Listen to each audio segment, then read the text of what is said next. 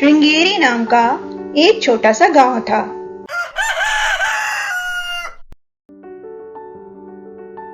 उस गांव में रमैया अपनी पत्नी मीनाक्षी के साथ रहा करता था। उसके पास एक छोटा सा खेत था जिसमें वह सब्जियां उगाया करता था।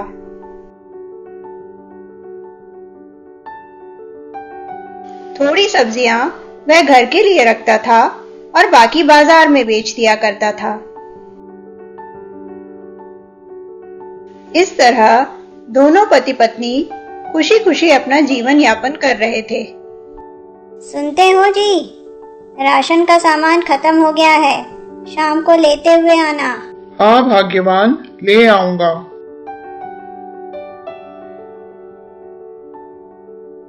राम राम मालिक। क्यों रे रमैया, तू कब अपना खेत मेरे नाम करेगा? मैं तुझे उसकी दोगुनी कीमत दूंगा। मालिक, वो खेत मेरी माँ की निशानी है। मैंने अपनी मरती हुई माँ को वचन दिया था कि मैं उस खेत को कभी नहीं बेचूंगा। गांव का जमींदार बहुत ही दुष्ट प्रकृति का व्यक्ति था। वह सभी गांव वालों की जमीन हथियाना चाहता था। कालू, उन सभी किसानों को बुला लिया जिसने अपनी जमीन अभी तक मेरे नाम नहीं की। आप बेफिक्र रहें मालिक, मैं अभी उन सबको पकड़ कर लाता हूँ। आ गए तुम सब? तुम लोग के लिए आखिरी मौका है, अपनी जमीनें मेरे नाम कर दो, नहीं तो तुम्हें फसलों के लिए बीज कहीं भी नहीं मिलेंगे। सभी किसान डर के मारे अपनी जमीनें जमींदार के नाम कर देते हैं। कालू, ये रमैया क्यों नहीं आया? इसे बहुत चर्बी चढ़ गई लगता है। इसका कुछ तो इंतजाम करना ही पड़ेगा। आपने बड़ी देर कर दी आने में, कहाँ रह गए थे? मंडी में जमींदार मिल गए थे जो अपने खेत की दोगुनी कीमत देना चाहते हैं। कहीं आपने हाथों नहीं कह दी जमींदार को, अपना खेत बड़ा उपजाऊ है। अरे नहीं मीनाक्षी, मैं अपना खेत किसी को नहीं दूंगा। रमैया के खेत में इतनी सारी सब्जियां देखकर जमींदार को बहुत लालच आता। कालू से मिलकर जमींदार एक योजना बनाता है।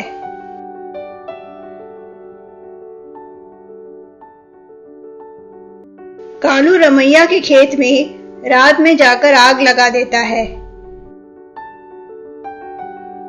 रमैया का सारा खेत जल जाता है। दूसरे दिन जब रमैया खेतों में आता है तो अपने खेत को इस तरह देखकर सकते में आ जाता है। उसे यकीन ही नहीं होता कि ये उसका खेत है। रमैया घर जाके मीनाक्षी को सब कुछ बताता है। दोनों को समझ नहीं आता कि वो अब क्या करें। रमैया की सारी जमीन बंजर हो जाती है। ना ही उसके पास सब्जी के बीज होते हैं, ना ही उसके पास पैसा होता है। एक दिन रमैया अपने खेतों में उदास बैठा रहता है।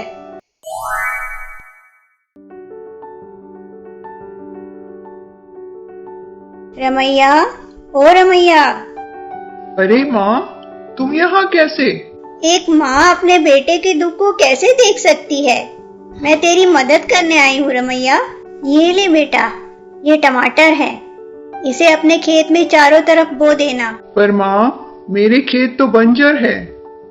जैसे ही तो इन टमाटरों को जमीन में डालेगा, जमीन अपने आप उपजाऊ हो जाएगी। रमैया खुशी खुशी घर जाता है और सारी बात मीनाक्षी को बताता है। दूसरे दिन दोनों जन टमाटरों को खेत के चारों तरफ बो देते हैं। अगले दिन वो लोग क्या देखते हैं कि खेत में चारों तरफ टमाटर के नन्हे नन्हे पौधे आ गए हैं। और अगले दिन वो क्या देखते हैं कि उनका पूरा खेत टमाटरों से लदा रहता है। दोनों सारे रसीले टमाटरों को तोड़ लेते हैं और फिर उन्हें मंडी में ले जाकर बेच देते हैं। दूसरे दिन जब वो खेत जाते हैं तो क्या देखते हैं कि उनका पूरा खेत रसीले टमाटरों से फिर से भरा पड़ा है। ए जी, मुझे लगता है ये जादुई टमाटर हैं। हाँ मीनाक्षी, तुम ठीक कह रही हो। मेरी माँ ने मुझे जादुई टमाटर ही दिए थे। इधर जमींदार और कालू रमैया के खेत को बर्बाद करने की कोशिश करते हैं, लेकिन उनके पीछे टमाटर का एक पौधा पड़ जाता है, जिसकी वजह से वे डर के मारे गांव से बाहर भाग जाते हैं। इतने सारे टमाटरों को रमैया टमाटर फैक्ट्री में बेच देता है, जहां वे लोग टमाटर से केचप बनाते थे। रमैया को खूब मुनाफा होता है, जिससे वह गांव में एक आलीशान घर खरीद लेता है। दोनों जरूरतमंदों की खूब मदद करते हैं और गांव का विकास करते हैं, और इस तरह वे खुशी खुशी रहने लगते हैं।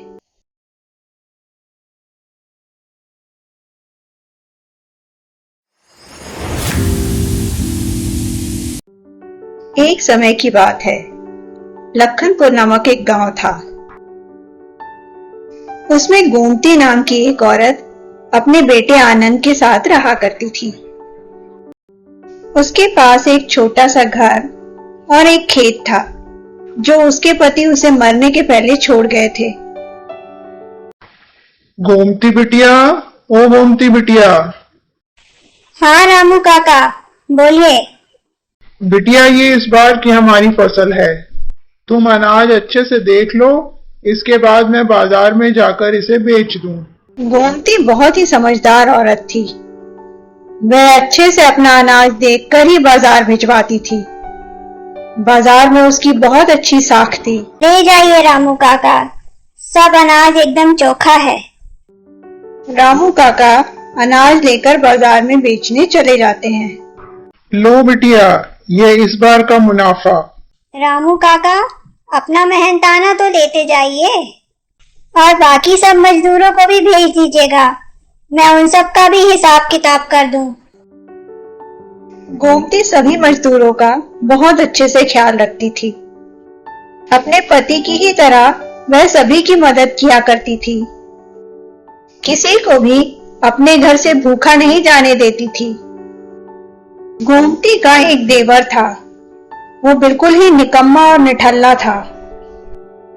वह चाहता था कि घर और खेत उसके नाम हो जाए। भाभी, ओ भाभी। कौन? लखन, अंदर आ जा। भाभी, मैं पूछने आया हूँ, तुम मेरे नाम घर और खेत कब करोगी? लखन, पहले तू सुधर जा, कुछ काम धंधा करने लग। भाभी, अगर सीधी उंगली से घी नहीं निकलेगा तो मुझे उंगली टेढ़ी करनी भी आती है। लखन गुस्से में तमतमाता हुआ चला जाता है। एक दिन सुबह सुबह गोमती खेतों में जाने के लिए निकलती है। तभी वह देखती है कि उसके घर के सामने एक बुढ़े बाबा बेहोश पड़े हुए हैं। वह बाबा को घर के अंदर ले आती है और उनकी खूब सेवा करती है।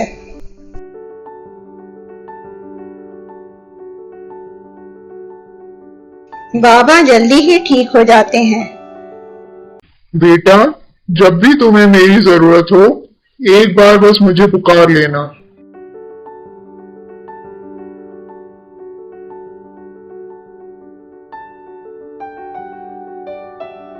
एक दिन लखन रामू काका के हाथों से कुछ पेपर भिजवाता है।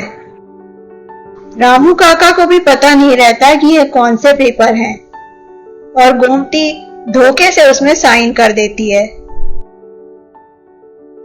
दूसरे दिन जब गोमती खेतों से वापस आती है तो उसका सामान बाहर पड़ा रहता है। वह अंदर जाके देखती है तो लखन उसकी चारपाई पर आराम से बैठा रहता है। लखन, ये क्या बदतमीजी है? भाभी, अपना सामान उठाओ और यहाँ से चलती बनो। अब से ये घर और खेत मेरे हो गए हैं। वह गोमती को उसके साइन किए हुए पेपर्स दिखाता है। गोमती समझ जाती है कि उसके साथ धोखा हुआ है। वह आनंद को लेकर वहां से चली जाती है।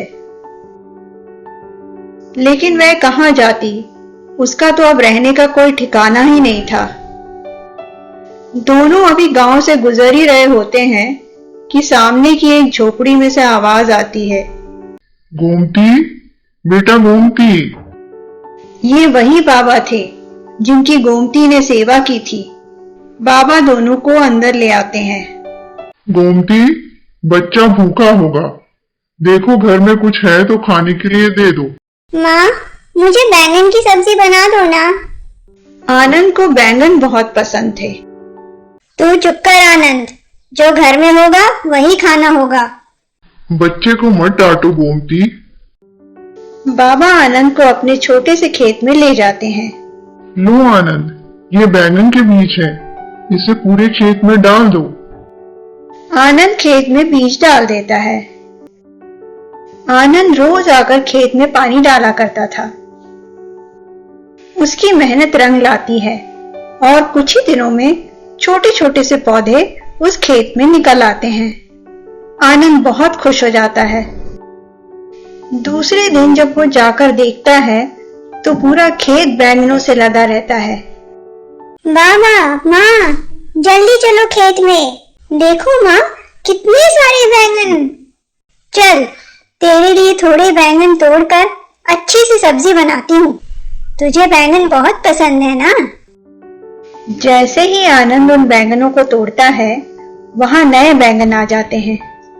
बेटा, ये जादुई बैंगन है, तुमने इनकी बहुत सेवा की, इसीलिए ये तुम्हें और बैंगन दे रहे हैं। धीरे धीरे उनके पास इतने बैंगन हो जाते हैं कि वे बैंगनों का व्यापार करने लगते हैं। वे एक बड़ा घर खरीद लेते हैं। उनके पास सब कुछ हो जाता है। इधर लखन के निकम्मा होने की वजह से उसके हाथ से घर और खेत दोनों चला जाता है। नमस्ते दोस्तों, मेरा नाम है सोनिया। कहानियाँ हमारे जीवन का आईना होती हैं, जिससे हम बहुत कुछ अच्छा सीख सकते हैं। अगर आपको मेरे चैनल माय टेल टून की कोई भी कहानियाँ अच्छी लगती हैं, तो प्लीज प्लीज प्लीज मेरे चैनल को जरूर सब्सक्राइब करें। और भी बहुत अच्छी कहानियाँ मिलेंगी आगे। धन्यवाद।